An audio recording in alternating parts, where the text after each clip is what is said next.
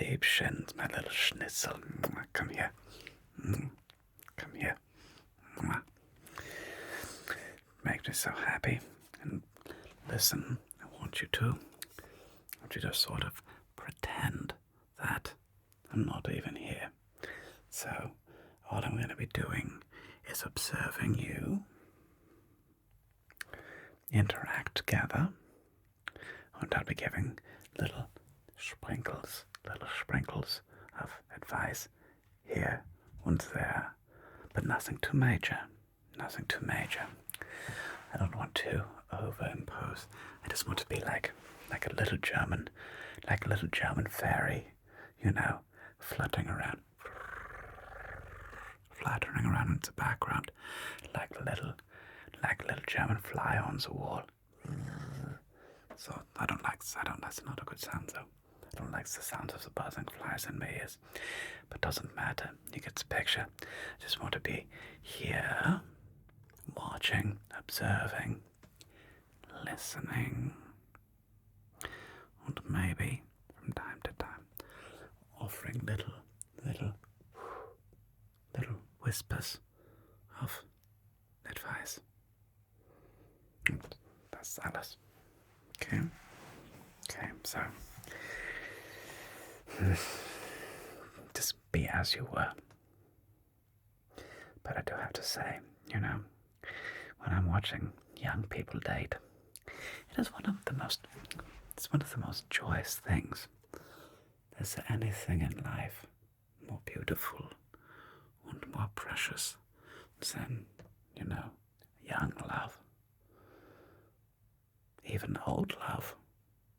I don't want to be biased.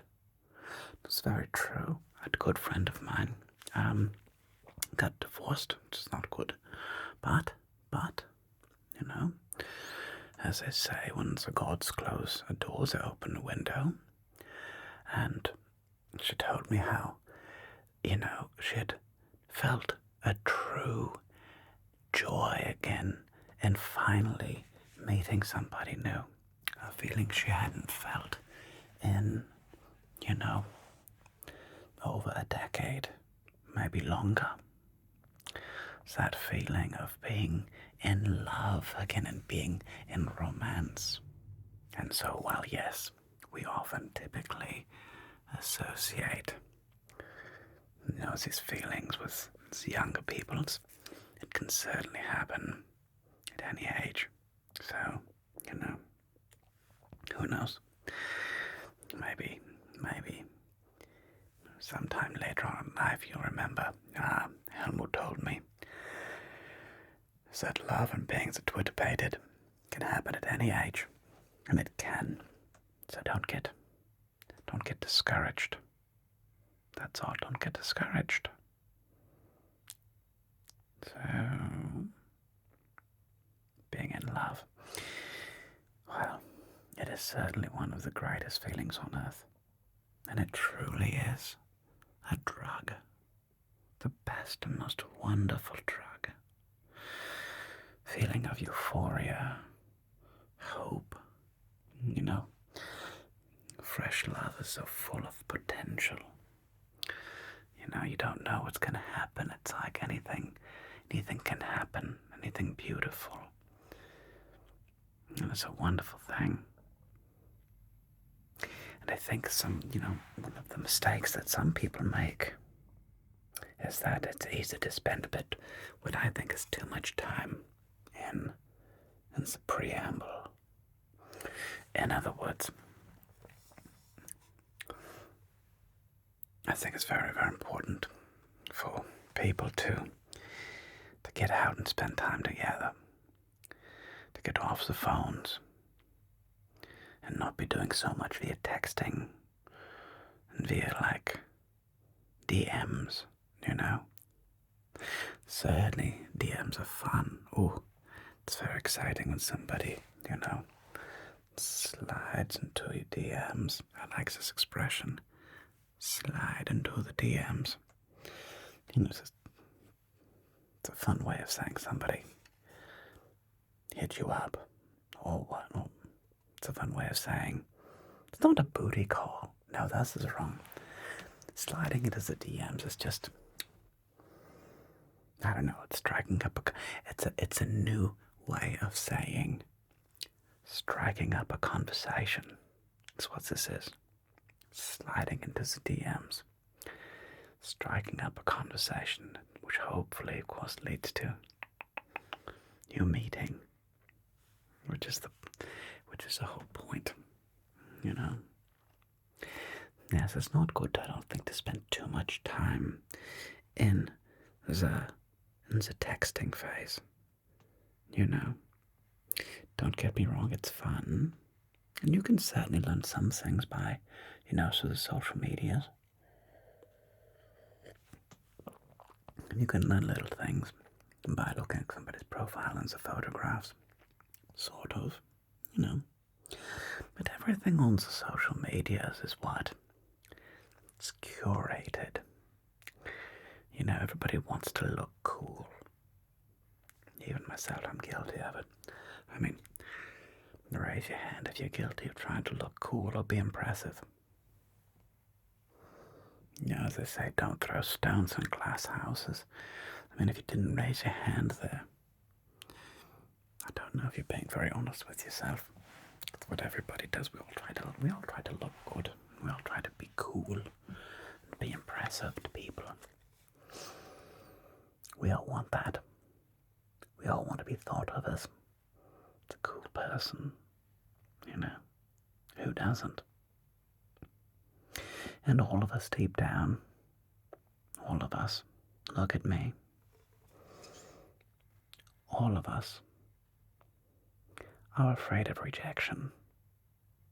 We're afraid of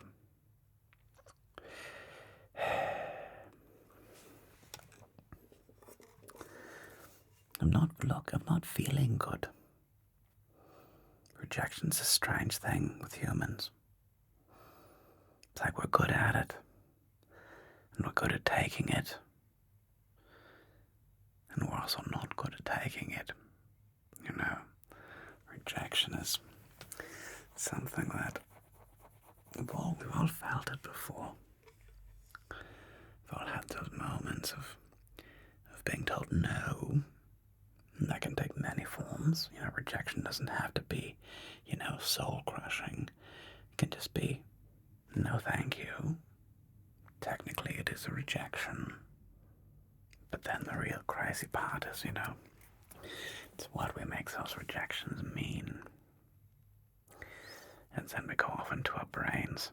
And I don't know about you, but going off into my brain is very, very dangerous. And often leads to horrific accidents, crashes, catastrophes, and unspeakable misery and suffering. Who amongst us hasn't sat there and gone, oh my God, what did I say? Why did I say that? That was so silly. What was I thinking? Why would I do that? Did I do the right thing? Who hasn't done that? Again, everybody, you all have to raise your hands. That's what we do. So yeah, we hear somebody, say no thank you. How often? I was about to say, what if somebody went, ew. Nobody ever really does that. Although, I shouldn't say never. It does happen. Some people are mean. Some people are very, very, very mean. Very mean. However, the good news is that even though some people are incredibly mean, most people aren't. Most people are actually shockingly polite. At least face to face, which is, again, get off the social medias and get off the textings. Because when we're face to face with another human, most of us share a great deal of empathy. We share a great deal of genuine feeling of reciprocity. No, empathy is the better word. I care how you feel. And unless we're in a truly adversarial, situation with somebody, which is not very often, if somebody is relatively new or neutral in our lives, we don't have any reason to be upset with them, they haven't wronged us. We feel a genuine sense of why would I want to hurt this person's feelings? Why would I want to? I don't want to make this person feel bad. I don't want to see some other human in pain. Of course, what is it, sadists, whatever. I figure it was which. One's a sadist, one's a masochist. One likes being in pain, the other likes putting people in pain. I forget. Those things exist. But, for the most part, we don't like seeing people in pain. And so, it's important that we get good at saying hello to people, which sounds so easy and so difficult. It sounds so simple, just striking up a conversation, because sometimes it happens so naturally and we don't even think about it. You meet somebody, and for whatever reason, you just spark a conversation, and you're interested in what they have to say. And that's a little secret. Do you want to know a secret? I just told you, but I need to emphasize this little secret. If you want to be good at getting in conversation with somebody, it's really easy. All you have to do is be genuinely curious about them.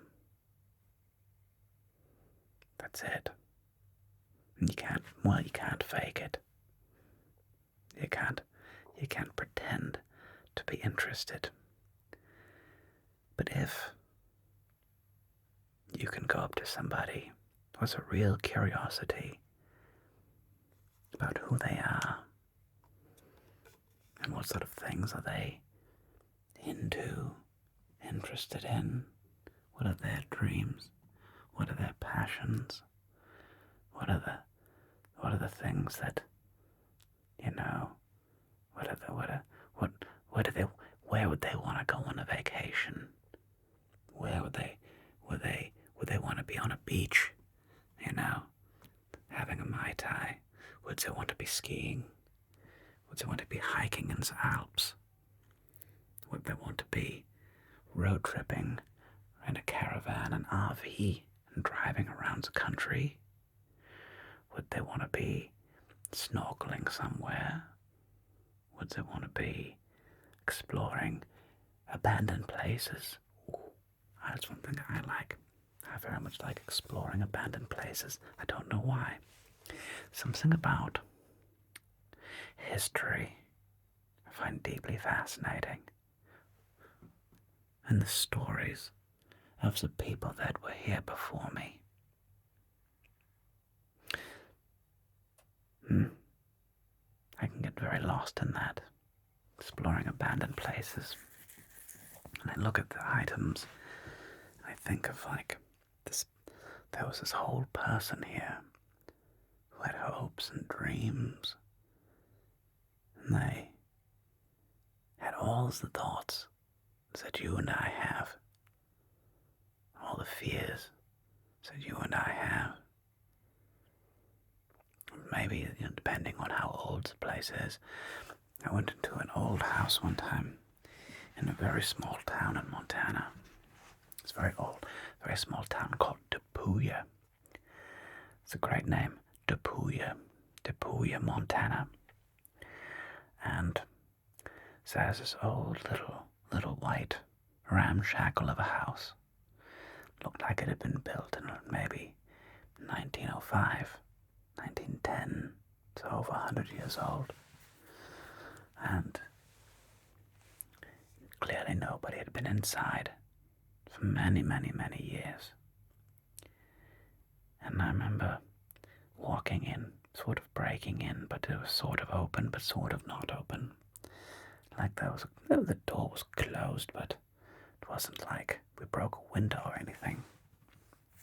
But, going inside and seeing an old chest, an old cedar chest, and there were still clothes in it. Some dresses. In fact, fascinating bit of clothing, bit creepy. When we closed one of the doors in this little house, and it's like a bedroom door, there was a hanger hanging on the back of the door, and there was an old, fur coat. Very old fur coat. It was kind of stiff, And again, I thought to myself, this was once somebody's, maybe a prized possession. And that steamer trunk, that old wooden steamer trunk, had to be hauled out there to the middle of fricking Montana. Maybe on an old wagon. This trunk was not light, And you think somebody brought that out there, and for some reason it stopped in Depuya, Montana, and there it stayed, and it'll probably never leave. Fascinating. So again, curiosity, So it's one of the great tips about dating and meeting is certainly don't try to be impressive. Oof. That's the main one, I can tell you, that everybody falls into that trap. Not everybody, shouldn't say everybody. Don't like speaking in hyperbole. It just feels like everybody. But so many people fall into the trap when they're first starting to date, where they try to be impressive, and they try to look good, and they try to show off in some way. And they're not listening, They're not being present. But they're not listening. And that's the main part. You've got to listen. Be curious. Yeah, that's the one major bit of advice I would like to give to anybody. Now, this is not just the young people. This is anybody trying to meet others, is to be genuinely curious about the other person's experience. For some reason, it's such a simple idea, and yet, for many of us, it's very difficult to actually, what's the word? Do. It's very difficult to actually, I guess that'll suffice. It's very difficult to put into practice, It's a bumper stick. It's easy to say, but then it's actually very difficult to actually enact, But it's not difficult. It isn't, it's not. The key is, can we get out of our own ways? And that's the beauty of being curious about somebody else. Because a lot of times what happens is that people will think you're a delightful person, and they'll really like you. And what you'll notice with some people is that they won't be curious back. They'll just sit there and go on and on about themselves. Once the time will pass. And they won't ask any questions about you. And this, of course, is a major red flag. And if the person isn't curious about you, well, it could be nerves. So I wouldn't automatically write somebody off because they aren't curious back. Because the reality is, when we're first meeting people, most of us are also nervous. If you're nervous, they're probably a little bit nervous. And they're trying to look just as good as you're trying to look. And if you're being very curious, that can be very engaging. And if you're genuinely listening and interested in what they have to say, that can be quite intoxicating, because a lot of times people aren't really listening. They're just waiting for their own turn to speak. And so, if you open up that door and you are genuinely curious and they're telling a story and you're going, oh my gosh, and then what happened? Oh my gosh, I can only imagine, and then what happened? That level of attention can be very intoxicating. It's kind of like when you're a little kid, and you want to say, mommy, mommy, daddy, daddy, watch me, We want to be watched. We want, that validation of the thing that we're doing as good. We love being validated. Humans, that is. We love it. So, you have to be careful with the superpower, because when you're doing that with somebody in the beginning, it can be very intoxicating to the other person, and they might forget to be like, oh my gosh, I've been talking for the last 45 minutes. What about you? So, don't feel too bad if that happens at first. Only at first. Eventually, they need to be curious about you, otherwise, well, that's not good. But that's the main thing. That's my big superpower. That's the big secret.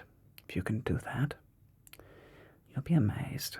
A lot of people will really, really like you. And eventually, you'll find somebody who's equally curious back at you. And that's when the real fun begins. When that conversation is just easy. It just flows back and forth. Because you're both so curious about the other one and what their experience of life is. And they're curious about what your experience of life is. They want to hear your stories, and you want to hear their stories. So, Liebchen, you're going to have so much fun. So, get out. Go have fun. Be super expressive. And be super curious. Be super curious. And see where that takes you. Can't wait to hear all about it. Okay? Wunderbar. Auf Wiedersehen. Bis dann.